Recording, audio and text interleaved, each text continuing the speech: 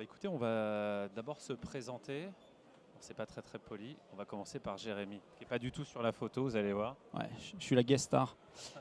Donc Jérémy Snow, je travaille pour la société Midea et pour l'entité climatisation, pompe à chaleur, ventilation résidentielle. Et donc voilà, donc c'est l'occasion aujourd'hui de pouvoir vous présenter nos produits adaptés à l'ECS. Thomas Béraudier, donc bureau d'études. J'accompagne Midea, on a fait un projet ensemble sur la décarbonation. Et Émeric Duval, donc je m'occupe de la prescription et des grands comptes pour le marché français pour Midea HVAC France. On va commencer d'abord en fait le sujet. On s'assoit comme tout le monde, hein, du coup, si ça vous va. L'idée, c'est de vous expliquer un petit peu le contexte dans lequel nous sommes aujourd'hui, enfin vous êtes. Parler d'un cas concret, c'est là où Thomas interviendra. Quelle réflexion on a par rapport au marché de l'ECS et des solutions décarbonées, les pistes de réflexion, et on va ensemble découvrir les solutions, la solution qui a été définie sur ce cas concret et les solutions qu'on avait jusqu'à présent, jusqu'à 2025 on va dire, et les solutions pour 2026. C'est là où Jérémy interviendra sur une solution complète. Alors, le contexte il est plutôt entre guillemets favorable. Puisque on est sur des solutions de différenciation de fluides. Vous avez tous entendu parler de R410, de R32, de R290 qu'on appelle communément du propane.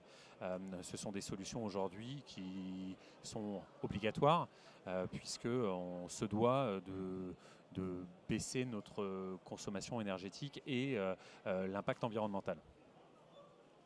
Là-dessus, je pense que c'est des sujets, Jérémy, qui ont été travaillés en R&D, parce que Jérémy ne l'a pas précisé. Mais oui, j'ai oublié de le préciser, R&D, je fais partie du centre européen R&D donc de Midea, basé en Allemagne.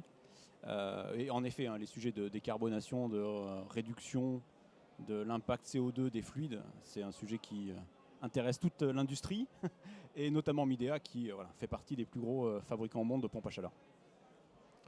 Et dans ce cas, on a aussi Thomas qui en tant que bureau d'études, est contraint de trouver des solutions, que ce soit pour la production de CS, mais aussi pour d'autres principes et de choix stratégiques. Voilà, exactement. On va parler aussi de connectivité, puisque aujourd'hui, avoir une installation qui fonctionne essentiellement pour produire de l'eau chaude sanitaire ou du chauffage dans un monde hyper connecté, ça n'a pas vraiment de sens. Donc de trouver des éléments qui sont plus intéressants.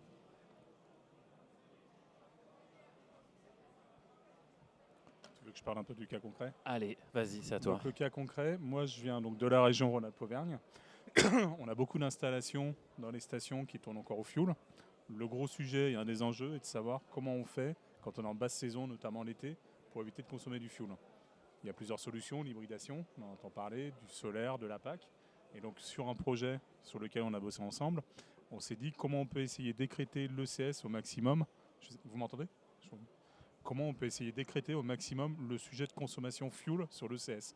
Donc l'idée de l'hybridation, c'est conserver une installation qui fonctionne au fuel pour le chauffage, pour quand on n'a pas assez de puissance, et essayer à mi-saison et l'été de passer sur des installations avec des COP plus qu'importants. Et donc, on parlait des fluides. Aujourd'hui, notamment, les fluides les plus opportuns, c'est le R290. On l'a bien compris, en ECS, il y a d'abord un calcul qui s'effectue sur la réalité de terrain, sur ce qui était produit auparavant, sur ce que ça donnait, et l'objectif n'est pas de réduire le confort, réduire la consommation, réduire l'impact environnemental, mais entre guillemets ne pas réduire le confort. Alors là, on parle évidemment d'eau chaude sanitaire collective. Donc les réflexions et pistes, très clairement, c'est des choses sur lesquelles on avait plein de solutions. On va vous les présenter une à une et on va définir ensemble celle qui aurait été la meilleure. Après, on en a choisi une, donc à un moment donné, on va espérer que vous soyez d'accord avec celle qu'on a choisie. Et on vous expliquera que probablement à l'avenir, cette solution a du sens, mais que d'autres Puissance aussi, d'autres puissances, en fonction des puissances, en fonction de la demande, en fonction de l'environnement, du type de bâtiment. Plein de choses peuvent rentrer en jeu. Hop, je vais le garder dans la main. Tu veux que j'explique un peu l'idée Ouais, vas-y. d'origine? En Vas-y. fait, aujourd'hui, sur un bâtiment, quand on a une production collective, un des sujets, c'est qu'est-ce qu'on fait? On consomme de l'eau, on chauffe de l'eau, on consomme de la chaleur par un bouclage. Qu'est-ce qu'on fait? Est-ce qu'il n'est pas plus intéressant de passer avec de l'individualisation? On s'est posé la question, ballon électrique, ballon thermodynamique, il y a des contraintes, on perd de la place. Donc automatiquement, quand on est en station, le coût au mètre carré, c'est pas acceptable. Donc on s'est dit, qu'est-ce qu'on fait? Est-ce qu'on propose cette solution? Oui, non. Ben, je ne sais pas si vous voulez présenter les produits ou si ça sera présenté un peu après, hein. Ouais, enfin, très clairement, enfin, Thomas vient de le préciser, mais l'application de ce type de produit est plutôt sur du résidentiel avec des besoins individuels. Effectivement, on a la possibilité d'avoir des ballons qui sont posés au mur qui font 80 litres jusqu'à des ballons 290 litres avec un groupe extérieur. Effectivement, sur des besoins importants en quantité, c'est multiplier le nombre de ballons en chauffage, multiplie aussi les contraintes au sol et multiplie aussi les problématiques de distribution. Sachant que sur ce cas concret, on ne remplaçait pas, on intervenait pour ajouter, pour consommer moins sur une installation existante de distribution de CS collective. Donc, sur ce projet, vous aurez compris assez rapidement que nous n'avons pas retenu cette solution.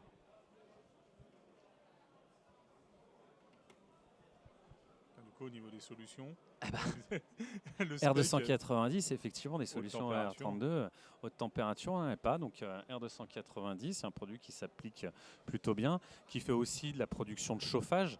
Mais dans ce cas présent, on avait la possibilité, puisque des fonctionnements jusqu'à moins 25 degrés, avec des températures à 75 degrés. Donc la solution qui correspond le mieux, et comme Thomas l'a dit juste tout à l'heure, la possibilité de venir en relève d'une chaudière existante. Préchauffage. Préchauffage, pardon. C'est vrai qu'à chaque fois je dis relève de chaudière, excusez-moi. Préchauffage, ça a été un sujet assez... Voilà, un technicien. L'autre avantage de ce produit-là, c'est un seul produit, une empreinte au sol qui est peu élevée, avec des solutions qui vont de 30 kg jusqu'à 140 kW. Je ne sais pas si vous avez prêté attention sur la première image, vous aviez déjà la réponse en réalité, puisque on n'a pas parlé de la contrainte en termes d'implantation du groupe extérieur.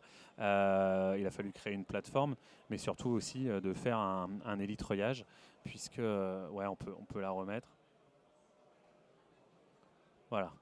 Donc c'est très beau. C'est chez lui. Je ne sais pas si vous avez d'autres, si vous habitez par là-bas, mais c'était très chouette à mettre en œuvre. Et néanmoins, la contrainte était importante. Donc multiplier le nombre de groupes, vous avez compris que ça allait être compliqué. Là, en l'occurrence, il a fallu trouver une solution pour faire de l'eau chaude sanitaire collective avec un seul module pour être en préchauffage, pardon, M. Baraudier.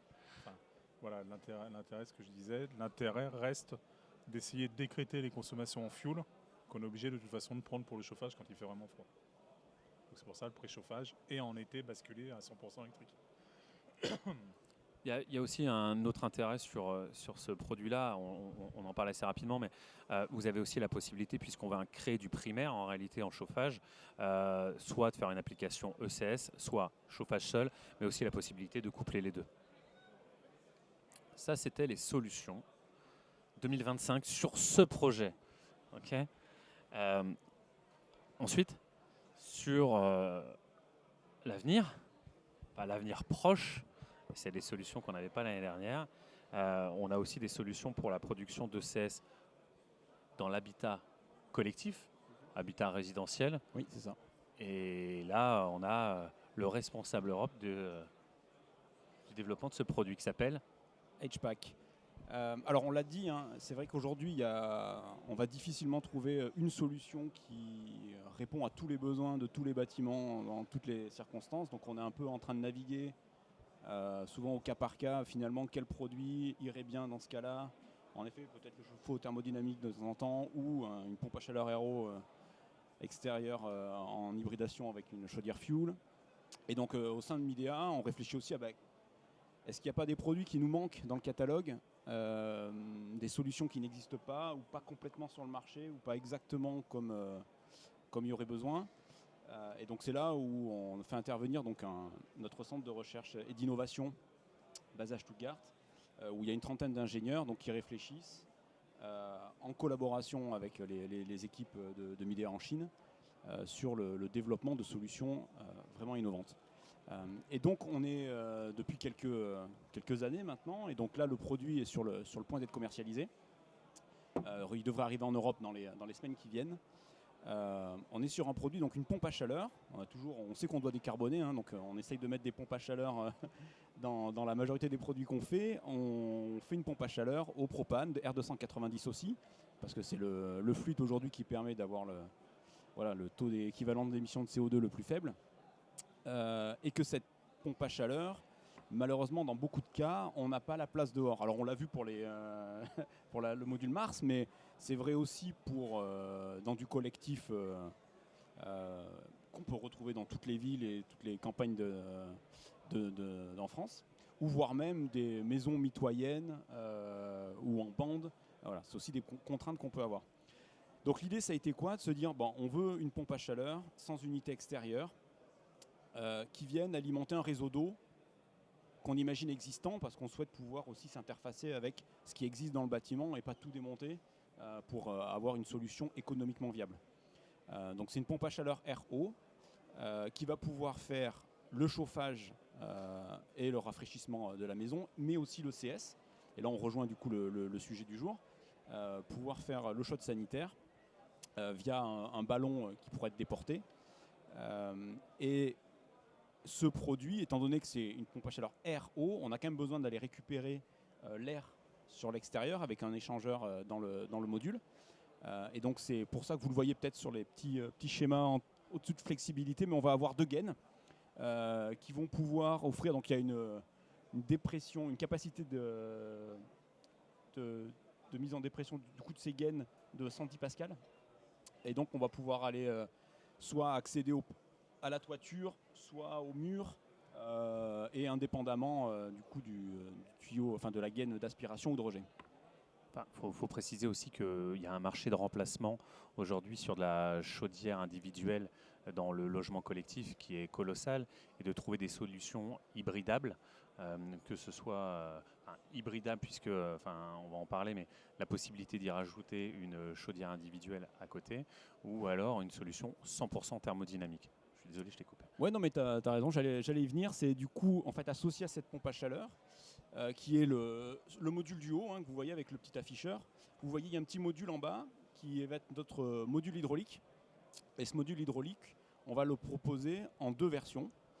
Une version 100% électrique avec un appoint de 3 kW qui pourra permettre, dans le cas où on veut rester au 100% électrique ou qu'il n'y ait pas de chaudière gaz ou qu'on n'en ait pas besoin de s'en séparer. Et on a un deuxième module qui lui viendra qui a été développé pour s'interfacer sur un générateur chaudière gaz et qui viendra prendre le contrôle du coup de cette chaudière gaz. L'idée étant, via ce module, de pouvoir assurer la bonne coordination des deux générateurs, à la fois pompe à chaleur et chaudière, pour que le résultat pour le client soit en effet le meilleur possible, soit en termes de coût, soit en termes de taux d'émission de CO2. On va avoir des logiques de régulation différentes en fonction des besoins. L'idée étant que dans les pics, un peu comme ce qui a été présenté précédemment, mais dans les pics, on a la chaudière gaz, et puis quand la météo est plus clémente, et on fait jouer la pompe à chaleur et son efficacité avec son COP. Parler des performances. Alors oui, quelques informations pour vous donner. Donc il y a plus d'éléments évidemment qu'on pourra vous communiquer sur le stand si vous venez nous voir après. Donc stand 28, je crois. C'est ça. Merci. Quelques éléments quand même. Donc en fait, l'idée de cette pompe à chaleur, ça a été d'avoir une pompe à chaleur, très efficace. Donc l'objectif, c'était d'atteindre A triple plus sur un réseau d'eau à 35 degrés, avec une puissance nominale de 3,5 kg, qui peut aller à 4,5 en max, donc en puissance max, et une température max d'eau en sortie de pompe à chaleur de 75 degrés. Donc après, si on imagine hybrider avec une chaudière gaz, bon ben voilà, ça, on a les puissances de la chaudière gaz et les températures de sortie d'eau de la chaudière gaz qui peuvent aussi dépasser ces valeurs. Mais là, en tout cas, c'est les valeurs de la pompe à chaleur elle-même. Donc évidemment, il y a un ventilateur qui va venir aspirer l'air à l'extérieur et rejeter l'air ensuite quand il aura été échangé. Donc voilà, je l'ai mentionné, donc 110 pascal de perte de pression disponible sur le réseau de gaines, 1300 m3 max de débit. Donc on a quand même un peu de débit qui passe, et donc on a 2 gaines de 250 mm de diamètre. Il y a eu un effort évidemment de fait sur le son, parce que c'est bien beau de mettre l'unité extérieure à l'intérieur pour des contraintes d'encombrement, mais voilà, il ne faudrait pas que le son finalement devienne ingérable du coup à l'intérieur du bâtiment. Donc aujourd'hui on a fait un travail aussi assez important sur l'isolation du compresseur et des éléments bruyants du système. Et enfin une température de fonctionnement qui peut aller jusqu'à moins 20 degrés, jusqu'à plus 43 sur la pompe à chaleur. Voilà, ce qui permet aussi de couvrir quand même la plupart des températures de la région en France. Il est important aussi de préciser que le R290 étant considéré comme A2L, donc légèrement inflammable, on a des quantités maximum autorisées et sur cet appareil, on a... Il est à 3. C'est à 3 le propane. C'est à 3 ? Oui. Ah, il est à 3, pardon, oui, pardon, il est carrément à 3, excusez-moi. Oui, et la quantité de fluide R290, c'est de... Ah oui, alors je ne l'ai pas dit, du coup, en effet, la charge de R290 est de juste en dessous de 600 grammes. Donc pour ceux qui connaissent, on est au-delà des 150 grammes qu'on va retrouver sur beaucoup de chauffe-eau thermodynamiques qui permettent de s'affranchir des composants de sécurité. Donc dans ce cas-là, évidemment, il y a tous les composants de sécurité intégrés à la machine, donc des capteurs de fuite, un mécanisme de surventilation dans le cas de détection d'une fuite. Enfin voilà, évidemment le produit respecte les normes et la sécurité. On sait que le propane, en effet, son talon d'Achille, c'est son explosivité. Mais voilà, aujourd'hui Midea, on l'a dit déjà, mais voilà, c'est le plus gros fabricant au monde de pompes à chaleur au propane. Donc la maîtrise de ce fluide est forte et le produit a été développé du coup en prenant en compte toutes ces considérations de sécurité. Et peut-être en complément, juste pour dire, donc on a parlé en effet de la rénovation avec une chaudière gaz existante qu'on pourrait garder et venir en appoint rajouter ce produit HPAC pour pouvoir décarboner à l'utilisation le produit. Mais on pourrait aussi imaginer dans le neuf qui peut permettre une intégration du produit aussi facilitée, j'ai envie de dire, quand on prévoit les gaines techniques, quand on prévoit le placard ou en tout cas la zone accessible du produit. Et puis en effet c'est un produit plutôt dédié collectif, même si on peut l'imaginer en maison individuelle un peu serrée. Mais c'est sûr qu'on va s'adresser là à des cas d'emploi où on aura des difficultés à installer une unité extérieure.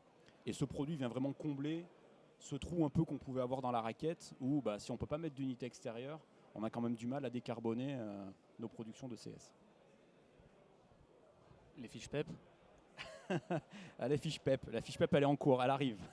Mais elle est bien prévue parce que voilà, on l'a dit, pour le neuf, c'est clairement un marché. Donc les fiches PEP seront là dans le cours de l'année.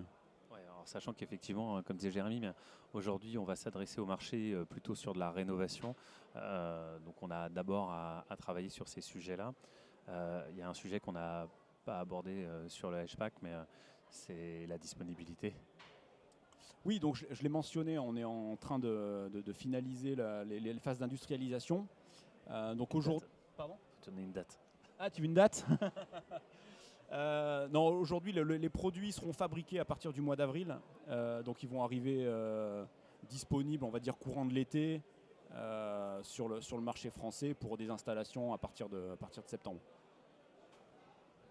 Juste pour rappeler que le design et la R&D a été effectué en Europe par les équipes de Jérémy.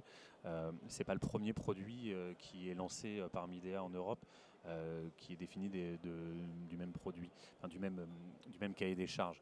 Il y a une logique aujourd'hui du groupe Midea de travailler plus sur les marchés que l'on adresse, aussi bien sur la R&D mais aussi sur les centres de production.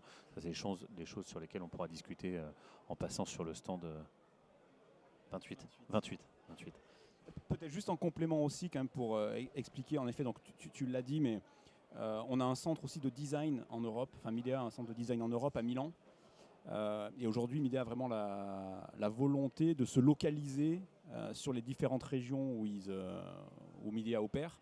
Donc aujourd'hui, il y a une volonté d'être présent en Europe avec des Européens, à la fois au développement, pour que les produits répondent aux besoins, hein, et avec des gens qui connaissent la boucle d'eau, ce qui n'est pas forcément le cas des fabricants, on va dire, asiatiques, hein, de base, qui sont plutôt sur la détente directe et LR. Mais donc voilà, donc cette volonté de connaître le marché, d'avoir les compétences en interne et de designer des produits qui correspondent aussi un peu à ce qui est attendu sur le marché européen. Et ce qui peut convenir aussi en termes d'architecte, d'intégration dans les bâtiments, et voilà, toutes les contraintes qu'on peut avoir au-delà des performances.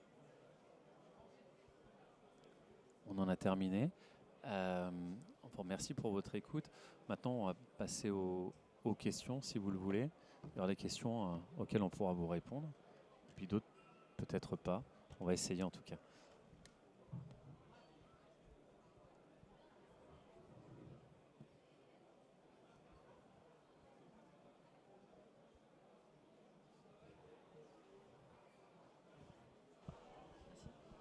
Bonjour. Pouvez nous donner une idée de l'encombrement de la HPAC? Oui, alors c'est une idée, je ne l'ai pas de tête, hein, mais en gros, ça va être 700 mm de haut, 600 de large et 450 de profondeur.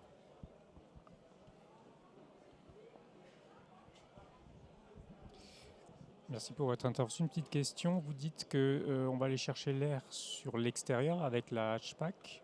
Est-ce qu'il est possible d'aller la chercher dans un volume non chauffé, type cage d'escalier ou garage? Est-ce qu'il y a un intérêt aussi? Alors aujourd'hui, on ne voit pas vraiment l'intérêt de faire ce type de gainage, principalement parce que ça va significativement du coup, rafraîchir quand même la zone en question. C'est des choses qui se font sur les chauffe-eau thermodynamiques, mais ils ont quand même des puissances significativement plus faibles, qui sont plutôt autour de 1,5 kg de puissance de pompe à chaleur. Là, on est plutôt à 3,5 kg, 4,5 kg au max. Donc ça risque vraiment de créer des pièces très très fraîches. Donc aujourd'hui, la recommandation, c'est vraiment de le gainer sur l'extérieur. À savoir qu'il y a des accessoires aussi pour les gaines, notamment sur les sorties de mur ou les sorties en toiture. Oui, alors juste une précision qui n'a pas été faite jusqu'à présent, mais c'est un produit donc designé pour les pays en Europe, hein, pas uniquement pour la France. Donc aujourd'hui, il va être déployé dans tous les pays en Europe. Et on a déjà des contacts aussi, notamment en Hollande, qui est assez friand de ce type de produits, qui ont beaucoup de solutions de gaines de ventilation, d'accessoires de ventilation en toiture, qui sont il y a beaucoup de choses qui existent aujourd'hui pour vraiment intégrer ce produit de la meilleure manière.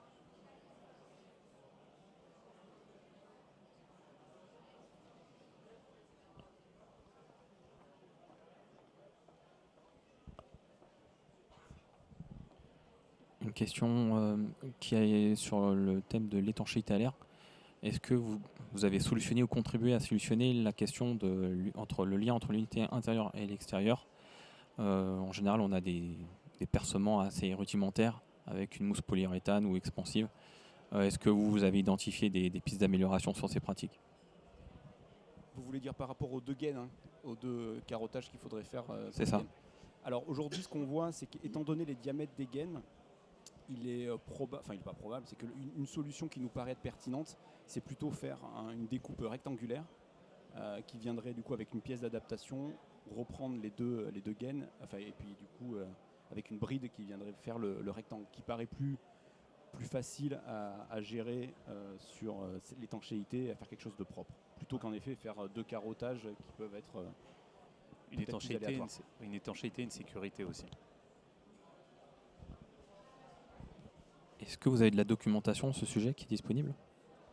Oui, alors sur le stand, on a un petit flyer qu'on pourra avec plaisir vous laisser. Et puis après, on pourra, on a d'autres éléments aussi à vous communiquer si besoin, qui ne sont pas forcément imprimés, mais en prenant vos coordonnées, on pourra vous recontacter sans problème. Ouais, surtout les accessoires qui vont avec. Ouais.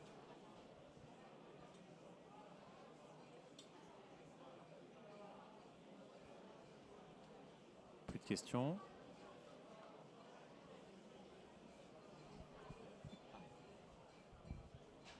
Merci, bonjour. Ma question s'adresse au bureau d'études. Je voulais savoir, dans le projet qui a été réalisé en pleine montagne, comment avez-vous géré la puissance électrique complémentaire nécessaire pour l'installation de la PAC? Vu les, vu-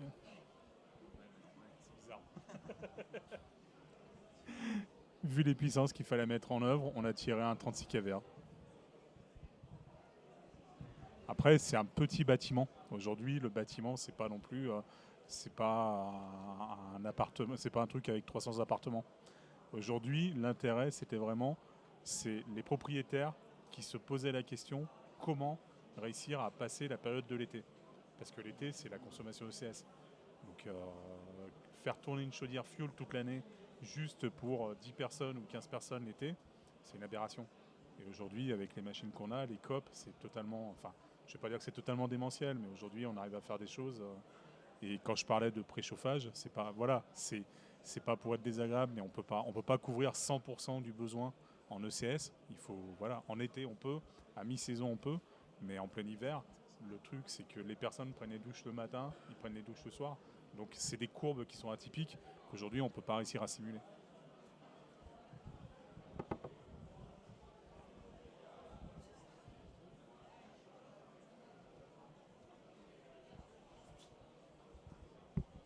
Bonjour, j'avais une question sur l'acoustique et notamment pour la mise en place de la HPAC. Est-ce que ça peut être mis en œuvre je sais pas si c'est directement à la place d'une chaudière. Enfin, est-ce que ça doit être dans un local spécifique ou est-ce que ça peut être dans un espace ouvert voilà, vu les contraintes acoustiques qu'on peut avoir avec ce genre d'équipement? Oui, alors, on voit les valeurs, on les a données. Donc, en gros, à l'intérieur, on va avoir 44 dBA de puissance acoustique. Donc, c'est à la fois trop et pas beaucoup. Donc, ça va être plus qu'un frigo, mais moins que d'autres choses, qu'une machine à laver. Donc, aujourd'hui, la dimension du produit en fonction de là où est installée une chaudière, le produit il est quand même un peu plus gros en dimension qu'une chaudière, j'ai envie de dire lambda murale. Donc l'idée c'est qu'il puisse venir se mettre en lieu et place, on va dire dans une petite buanderie si c'est une buanderie, ou peut-être une cuisine s'il y a un placard qui permet de se mettre devant. Voilà, c'est les endroits qui paraissent être les plus adaptés. Néanmoins, il faut quand même qu'on ait les accès sur l'extérieur pour mettre les gaines. Après, oui, il faut quand même faut pas le mettre dans une chambre. Il faut être vigilant. En effet, s'il y a une pièce de nuit à proximité, c'est quand même un produit avec un compresseur à l'intérieur et qui va quand même générer 44 décibels de bruit. Buanderie, cuisine, zone technique. Ouais, en gros, c'est buanderie, cuisine, garage, zone technique. On va privilégier ces zones-là qui sont moins sujettes à être trop critiques en termes de bruit, parce qu'il y a déjà des choses, il y a déjà des produits, il y a déjà des produits domestiques qui sont dans ces zones-là.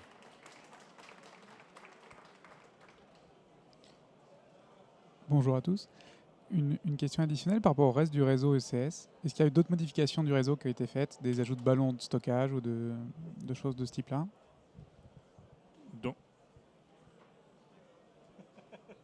Désolé, j'ai pas l'habitude. Donc oui, on a une production ECS avec un stockage qui est spécifique pour ça. Et après, on a un ballon serpentin pour la chaudière. Je ne sais pas où est la personne qui m'a posé la question. Bonjour.